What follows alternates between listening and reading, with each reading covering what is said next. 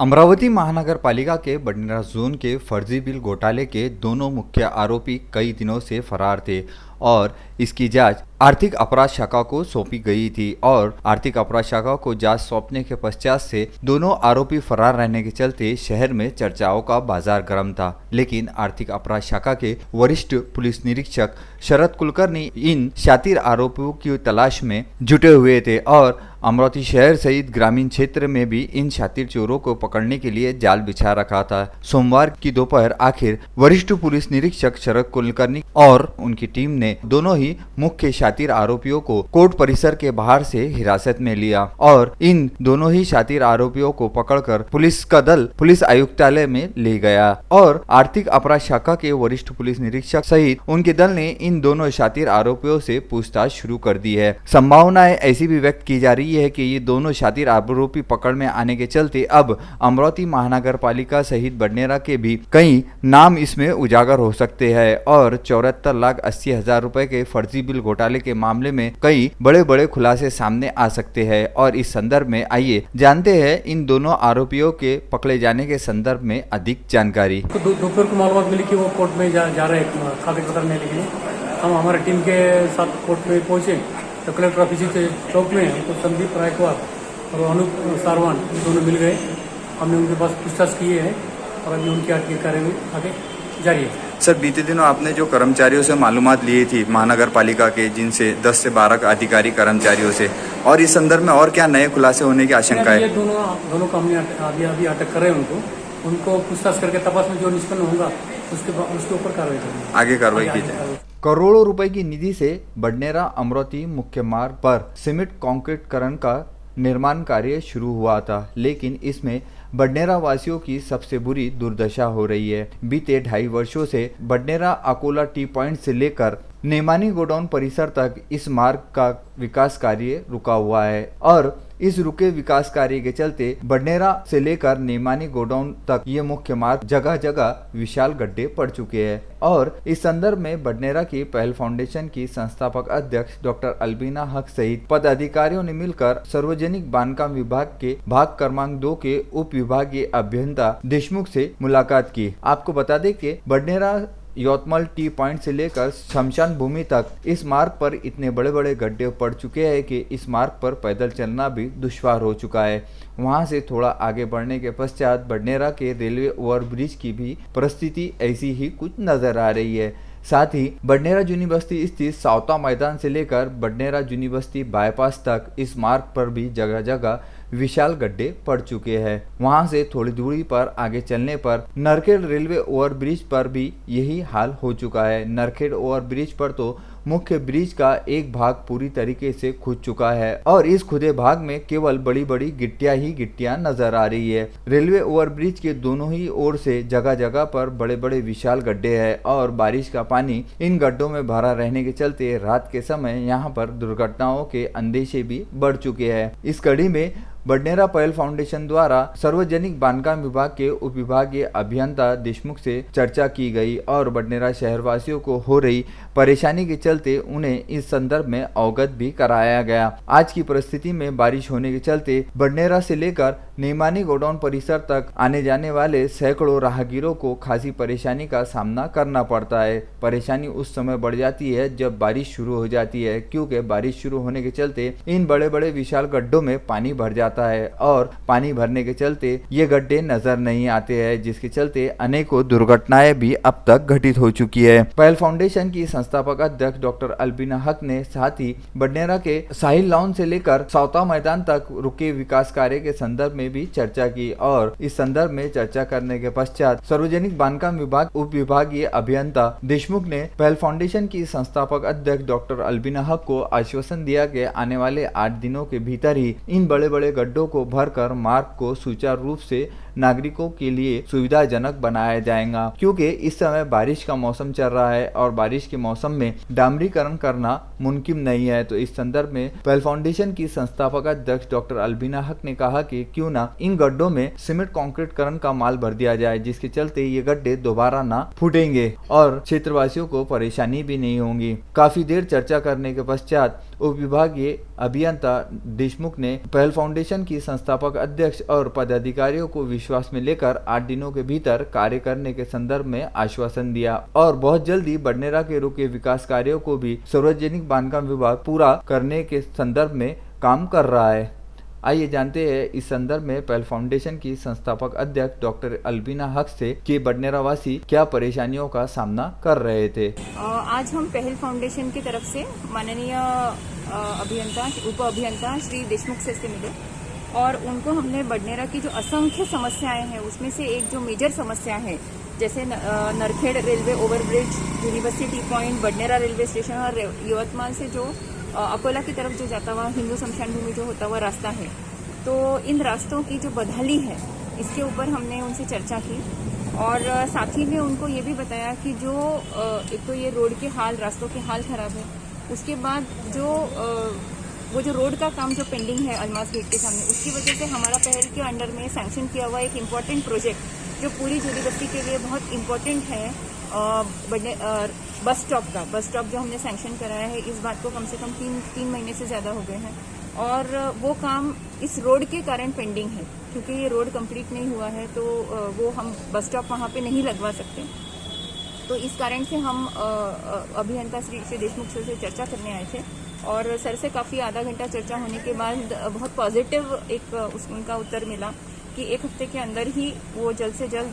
जो रास्तों का सुधारीकरण है वो स्टार्ट करेंगे और साथ ही दिसंबर तक मैक्सिमम उन्होंने एक डेट दी है कि जिसके अंदर वो अलमास गेट का जो रास्ता है, अलमास गेट के सामने से जो रास्ता जाता है उसको कंप्लीट करके वहाँ पे,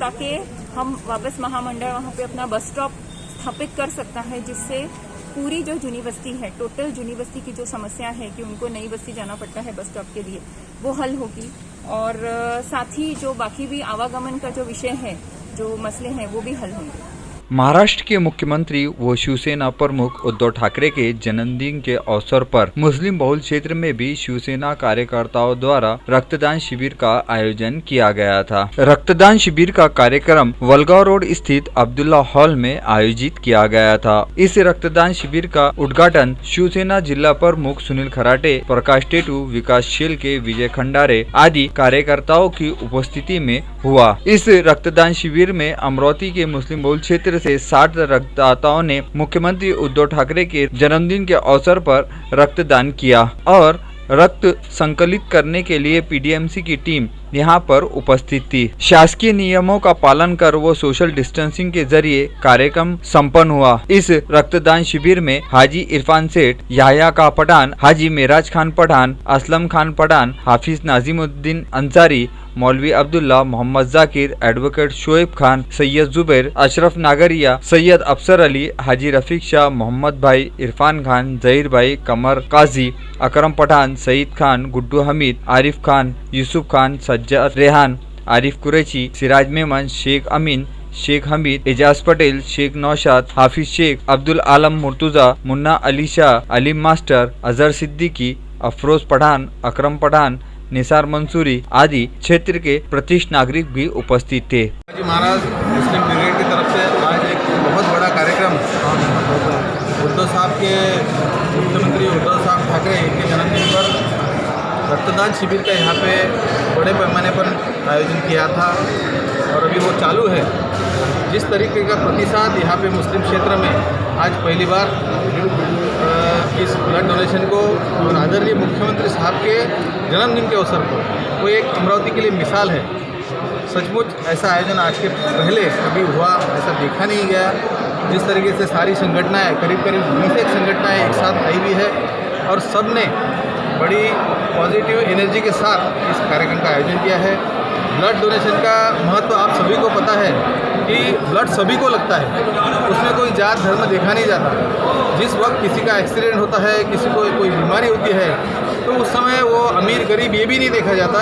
और ब्लड का उपलब्धि पैसों से नहीं होती। उस समय डोनेशन करने वाला वो दाता वहाँ पे अगर हाजिर हो तो उस समय वो चीज़ काम में आ जाती है। इसलिए रक्तदान का बहुत बड़ा महत्व है। जिस तरीके से अमरावती जिला रक्तदान में आज तक पूरे महाराष्ट्र में सबसे ऊपर है, आज तक यहाँ पे बहुत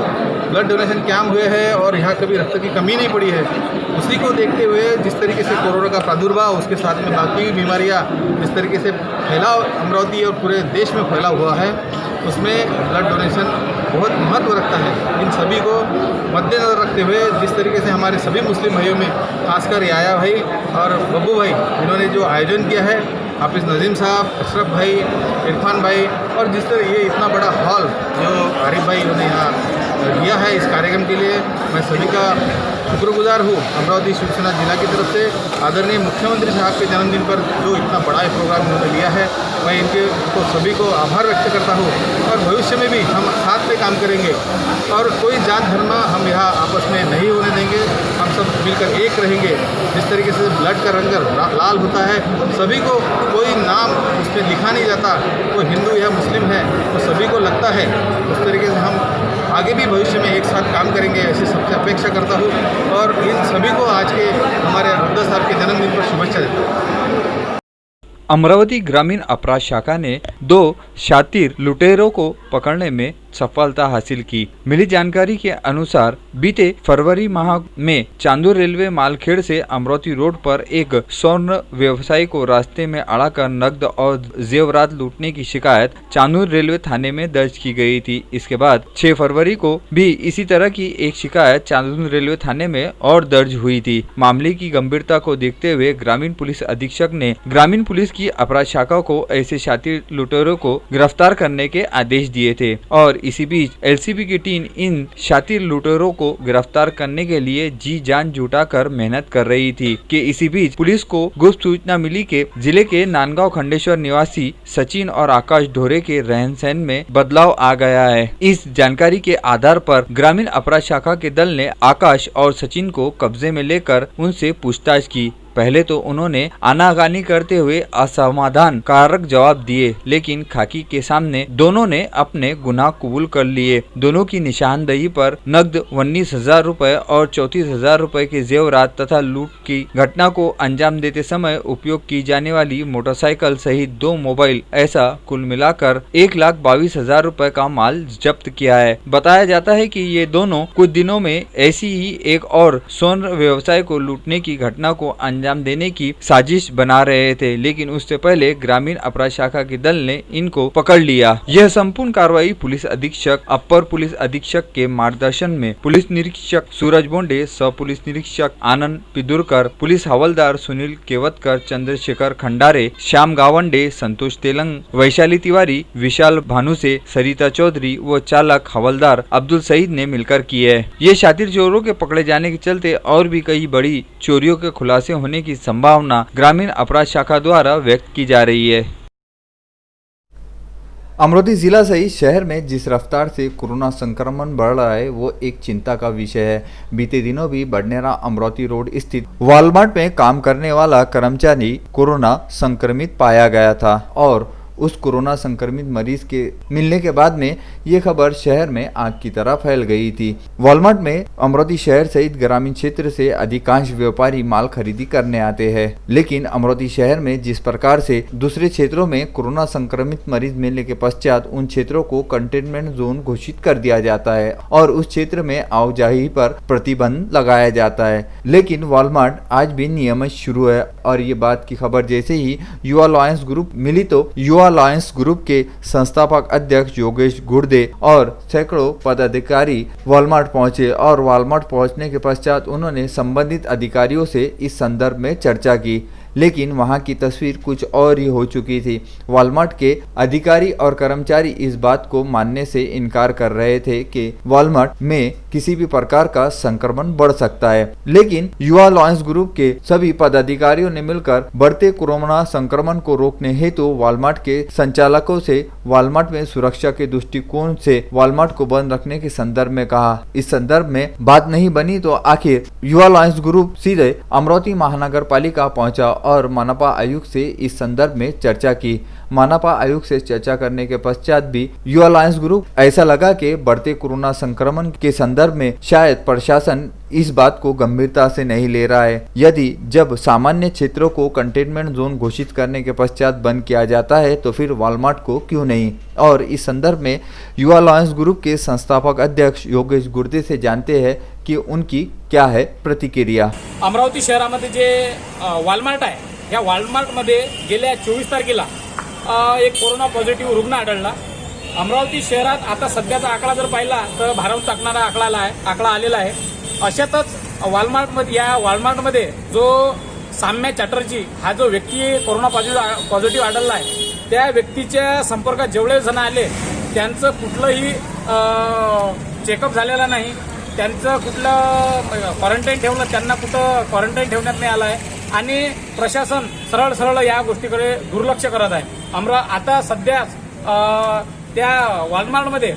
अमरावती शहरातले व्यापारी असो, ग्रामीण भागातले व्यापारी असो, सर्वजण तिथं जाऊन माल खरेदी करतात। अशातच जर त्यांच्या तो व्यक्ती काही जणांच्या संपर्कात जर आला असेल तर अमरावती शहरामध्ये गेल्या काही महिन्यापासून जो आकडा वाढत आहे आणि हा आकडा गंभीरतेने जर घेतला नाही तर अजून वाढायची शक्यता आहे आणि याला पूर्णपणे प्रशासन जिम्मेदार राहील। जर का त्याला त्वरित तिथल्या त्या वॉलमार्टला जर बंद केलं नाही तर या संदर्भात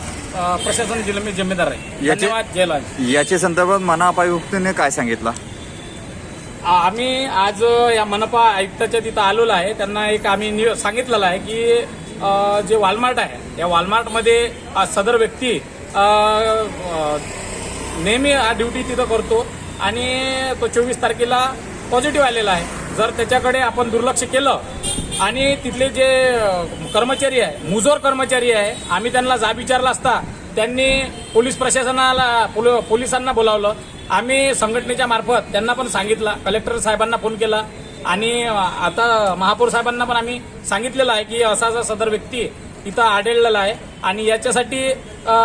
जर उपाययोजना केल्या नाही तर याला जिम्मेदार पूर्णपणे प्रशासन आहे।